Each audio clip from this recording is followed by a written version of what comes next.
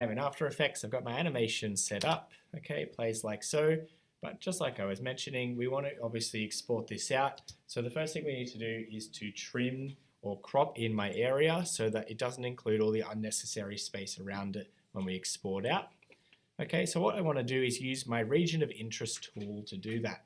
So if you click on this region of interest tool down here, okay, you'll then be able to click and highlight over your area of your animation composition.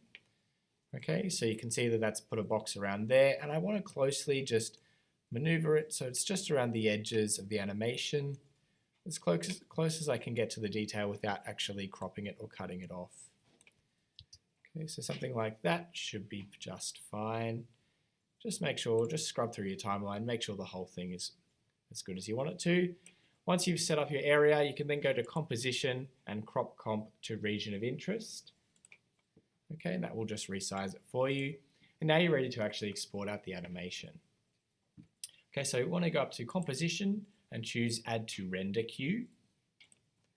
Okay, in your Render Queue menu, click on the word Lossless next to Output Module.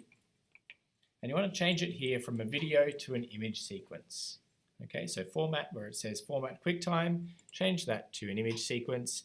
Now, depending on whether you want the color in your background or transparency, you'll need to choose either JPEG or PNG sequence. I want mine to be transparent, so I'm going to choose PNG sequence.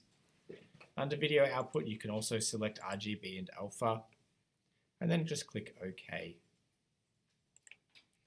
All right, so mine's actually going to output like so. Just checking this again with the toggle transparency grid.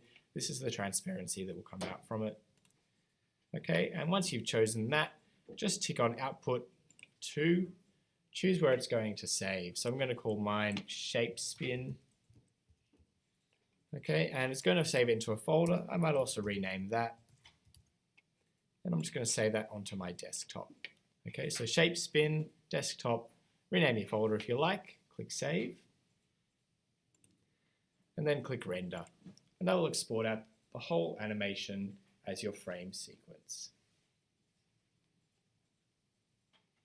Okay, so you can see now, if we have a look on the desktop, okay, here it is, my Shapespin folder with all my frames exported out. Okay.